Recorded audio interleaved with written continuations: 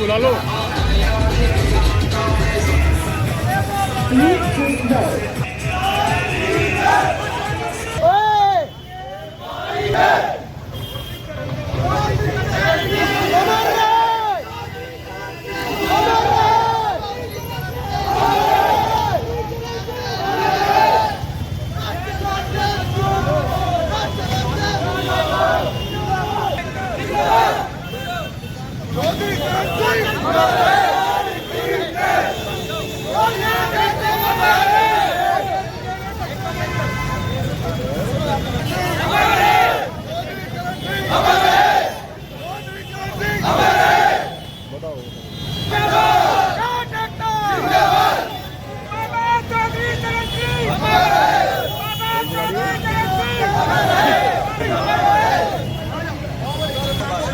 पानी काट दो, जिसके पानी काट दो।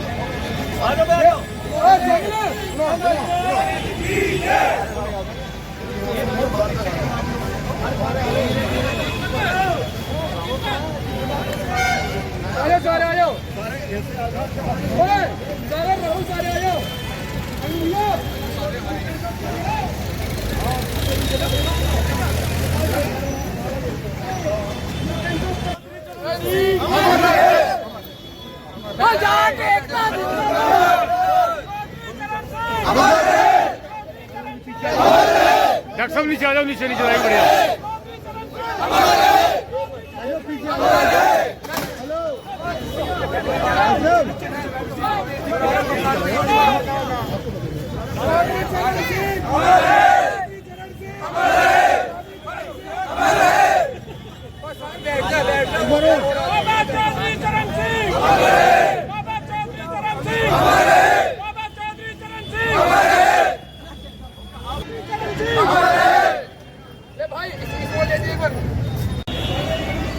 भाई साहब, किस खुशी में भंडारा चल रहा है? ये खुशी में भंडारा चल रहा है, बताएंगे दर्शकों को? ये हमारे भूतपूर्व प्रधानमंत्री चौधरी चरण सिंह जी की 122वीं जयंती के उपलक्ष्य में ये भंडारा चल रहा है। अच्छा जी। सुबह जो है यहाँ पे हवन पूजन किया गया, यज्ञ किया गया है जी। और यहाँ जितने भी अपने समाज के लोग, जो निम्न समाज के भी हैं और जो भी सभी सब समाज के लोग आ रहे हैं जी, सभी के लिए भंडारा रखा गया है जी। और इस समय जो है लगभग 3 घंटे से ये भंडारा चल रहा है लगभग, और अभी भी उम्मीद है कि 1-1.5 घंटा भी चलेगा। क्या नाम है जी आपका? मेरा नाम संजय कुमार मलिक है जी। और मैं बेसिकली तो भोजपुर का रहने वाला हूँ। वैसे अभी मैं शिवपुरी निवाड़ी रोड गली नंबर 2 में रहता हूँ जी। वहाँ पे मेरा मकान बना हुआ है जी। और हमारे जो, मेरा कहना यही है कि जो हमारे जो प्रधानमंत्री, भूतपूर्व प्रधानमंत्री चौधरी चरण सिंह जी थे, ये किसानों के मसीहा तो थे ही थे, साथ में ये जो जितने भी हमारे समाज के जो पिछड़े वर्ग, दबे कुचले और जो शोषित वर्ग है, सभी के उत्थान का काम इन्होंने किया है। किसानों के लिए जो है इन्होंने पटवारी प्रथा को खत्म किया था, जिनसे किसान बहुत परेशान थे। उनकी जोत जो है वे थोड़ा कुछ होते ही उनकी जोत जो है बंद कर दी जाती थी। तो किसानों ने जो हमारे चौधरी चरण सिंह जी ने ये प्रथा जो बंद कराई, लेखपाल का पद सृजित किया, लेखपालों की नियुक्तियां शुरू की, पटवारी प्रथा खत्म कर दी। उसके बाद इन्होंने जो देखा कि यहाँ पे जो हमारे लोकसभा में है, विधानसभा में है, एक सामंती वर्ग के लोग ही चुन के आते थे जी। और हमारा जो ग्रामीण परिवेश से या ग्रामीण क्षेत्र से जो भी हमारे निचले स्तर के लोग हैं या किसान हैं, गरीब किसान हैं, सामान्य किसान हैं, वे उन लोगों की पहुंच जो है ना तो लोकसभा तक थी ना विधानसभा तक थी। उन्होंने इनको ऊपर उठाने का काम किया है जी। और इनकी चौधरी चरण सिंह ने इन लोगों के लिए इतना काम किया है कि वो सामंती प्रथा बिल्कुल खत्म कर दी है। और जो आज की तारीख में जो हमारा किसान है, निचले वर्ग का पायदान का आदमी, अंतिम व्यक्ति भी ये सोच सकता है कि मैं लोकसभा में बैठ सकता हूँ, विधानसभा में बैठ सकता हूँ। तो ये काम जो है हमारे चौधरी चरण सिंह जी की वजह से ही हुआ है। उनकी बदौलत ये काम हुआ है कि आज एक निम्न वर्ग का और सबसे पिछले पायदान का व्यक्ति भी हमारा प्रधानमंत्री की कुर्सी पे जाके विराजमान हो सकता है। ये सब हमारे चौधरी चरण सिंह जी की मेहरबानी। उन्होंने जो इतना किया है, उन्होंने कष्ट सहा, वे इतने ईमानदार व्यक्ति थे कि उनकी ईमानदारी की जो है मिसालें दी जाती हैं। उन्होंने एक किताब भी लिखी थी शिष्टाचार पे। अगर आप उनकी शिष्टाचार की किताब पढ़ोगे तो उसमें आप मतलब बहुत उसमें खोके रह जाओगे। वास्तव में उस समय और आज में तो जमीन आसमान का अंतर आ गया। उनका शिष्टाचार तो कहीं दबके रह गया है। हमें जो है उनके शिष्टाचार को अपनाने की जरूरत है। उनके शिष्टाचार को अपना के अपने देश को आगे बढ़ाने की जरूरत है। तो युवाओं के लिए कोई संदेश देना चाहेंगे? युवाओं के लिए हम ये संदेश देना चाहेंगे कि चौधरी चरण सिंह के पद चिन्हों पर चले, जो उन्होंने ईमानदारी का पाठ पढ़ाया है और जो एक मेहनत करने का जो उन्होंने बताया था कि भाई आप कैसे मेहनत करोगे, कैसे मेहनत करके ऊपर पहुंचोगे, तो वो चीज़ जो है आज के युवा को अपनाने की जरूरत है। उनके पद चिन्हों पर चले और जो है अपना जो है देश में तरक्की, देश में योगदान दें, देश को आगे बढ़ाने में योगदान दें। तो उससे यही है जी। मैं आपके चैनल के माध्यम से ये भी बताना चाहूँगा कि जो उन्होंने शिष्टाचार की जो किताब जो लिखी थी वो आज हमारे देश के प्रत्येक परिवार में, प्रत्येक घर में वो किताब होनी चाहिए, जिससे हम लोग वो शिष्टाचार सीख सके जो कहीं दब के रह गया है। उस शिष्टाचार को अपनाने की जरूरत है। ये पूरे जो हमारे देश में, पूरे देश में वो शिष्टाचार की किताब होनी चाहिए। मेरा आपसे यही निवेदन है। उससे क्या होगा जी? चैनल के माध्यम से शिष्टाचार अपनाने से क्या होगा? शिष्टाचार से हमें शिष्टता आएगी। हमें जो है समाज में बोलने का, बैठने का सारा सलीका होगा। हमारे अंदर एक ईमानदारी पैदा होगी। बेसिकली उनका काम था कि ईमानदार बनना है। बिल्कुल ईमानदार रहना है, ईमानदार रहते हुए मेहनत करनी है। तो शिष्टाचार अपनाएंगे, मेहनत भी करेंगे और लगनशील भी होंगे। हाँ, तो बिल्कुल ऊपर उठेंगे। तो इसके बाद जो है वो अपना ऊपर उठेंगे। तो सभी युवाओं से और सभी देशजनों से यही कहना है कि उनके शिष्टाचार की किताब को अपने घर में जरूर रखें और रखना ही नहीं, पढ़ें और उन पर अमल करें। अमल करके अपने जीवन में उतारें, अपना जीवन में उतारें और अपने देश को आगे बढ़ाएं। हमारा देश तभी तरक्की करेगा कि जब इसको जो है हम अपनाएंगे, तभी हमारा देश खुशहाल हो पाएगा। बहुत बढ़िया जी मलिक साहब, आपने अपना कीमती समय दिया। भारत माता की जय। चौधरी चरण सिंह अमर रहे। बहुत बढ़िया। क्या मामला है? चौधरी चरण सिंह जी की 122वीं जयंती पर आज ऑल इंडिया जाट समाज संगठन ने एक भंडारे का आयोजन किया है और ब्लड कैंप का आयोजन किया है। अच्छा, आपका क्या परिचय होगा? परिचय देंगे हमारे दोस्तों को। मेरा नाम doctor Rupesh Punia, all India Jat समाज संगठन अध्यक्ष। चौधरी चरण सिंह जी मजदूरों के और किसानों के मसीहा, और चौधरी चरण सिंह जी एक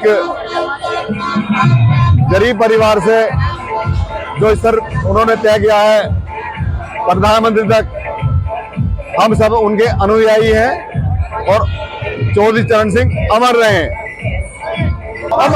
चौधरी चरण सिंह जय किसान, जय जवान, जय किसान, जय जवान। चौधरी चरण सिंह अमर रहे, चौधरी चरण सिंह अमर रहे, चौधरी चरण सिंह अमर रहे। जय एकता जिंदाबाद, जय एकता जिंदाबाद, अमर रहे, अमर रहे। जो मिला वो अपने आप में बहुत महत्वपूर्ण बात है। और चौधरी साहब ने जो गरीब, मजदूर और दलित वर्ग के लिए किया, इतना शायद भारत के इतिहास में किसी भी नेता ने नहीं किया होगा। तो ये बड़े फख्र की बात है कि आज चौधरी साहब का हम जन्मदिन मना रहे हैं और सभी भाई इकट्ठे हैं। सभी सर समाज चौधरी साहब के जन्मदिन पे बहुत बहुत शुभकामनाएं व्यक्त करता है। जय हिंद, जय भारत, जय चौधरी चरण सिंह।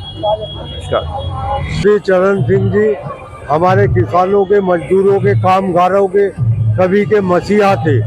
मैं बचपन से करीब 9 साल की उम्र से उनके साथ पला बढ़ा हुआ हूँ, उनकी कोठी पर भी। जब भी कोई गांव से कोई कमेरा या कोई किसान या कोई मजदूर उनके पास पहुंचता था किसी काम के लिए, तो वो अपने घर तक पहुंचते पहुंचते उसका काम करा दिया करते थे टेलीफोन पर। ऐसे हमारे चौधरी साहब इस तरह के साफ स्वच्छ छवि के थे। आज हम उन्हें नमन करते हैं कि आज हम हमारे बीच में नहीं है, मगर उनका जन्मदिन 122वां जन्मदिन मना रहे हैं। बड़े धूमधाम से मनाया है और हमें ये लग रहा है कि आज भी वो हमारे बीच में यहीं बैठे हुए हैं और हमें आशीर्वाद दे रहे हैं कि बच्चों इसी तरह से ईमानदारी के साथ, निष्पक्षता के साथ कार्य करते रहो, समाज को जोड़े रखो।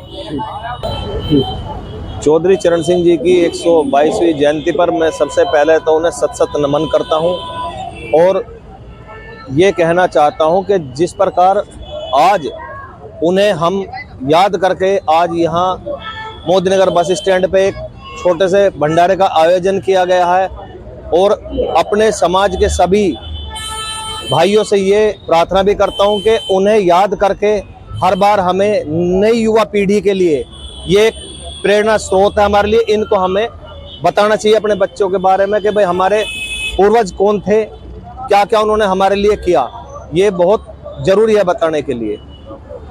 बस जी।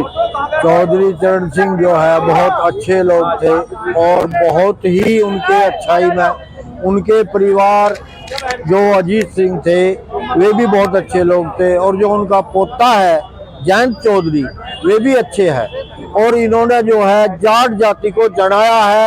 अब जाट जाति भी कोई है। मैं अपनी बात को यही विराम देता हूं कह के चौधरी चरण सिंह अमर रहे, चौधरी चरण सिंह अमर रहे। परम आदरणीय चौधरी चरण सिंह जी के नमन करते हुए और एक ये कि जाट जाति के लिए उन्होंने जिस ईमानदारी और निष्ठा से लोगों को ईमानदारी के राह पे चल के, मेहनत की राह पे चल के अपने जीवन में आगे बढ़ने का रास्ता दिखाया, इसलिए हम सब उनको बारंबार नमन करते हैं, वंदन करते हैं और अपनी ये कि वो सदा अमर रहें और हमारे सर पे इसी तरीके से शासन करते रहें। ठीक, अमर रहें, अमर रहें। अब बोलो। आज 23 दिसंबर का दिन है जिसको चौधरी साहब को याद किया जाता है। आज हम लोगों ने, शहर के वासियों ने, सभी छोटी बड़ी सभी धर्मों के आदमियों ने मिलकर के चौधरी साहब के जन्मदिन पर विशाल भंडारे का आयोजन किया है। बस भाई,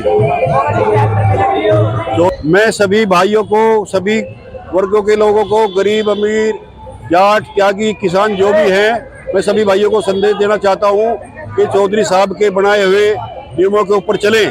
चौधरी साहब जो है किसी एक जाति के नेता नहीं थे। चौधरी साहब जो है संपूर्ण समाज के नेता और वर्ग के नेता, सिख, ईसाई, मुसलमान सभी के नेता थे। किसान को दिल्ली तक का रास्ता दिखाने वाले चौधरी साहब ही थे। जो आज हम यहाँ पर मंच पर बैठे हैं वो चौधरी साहब की ही देन है, नहीं तो बस भाई। तो चौधरी चरण सिंह अमर रहे, चौधरी चरण सिंह अमर रहे। यस, चौधरी चरण सिंह अमर रहे। जाट एकता जिंदाबाद। बहुत बढ़िया। जय हो।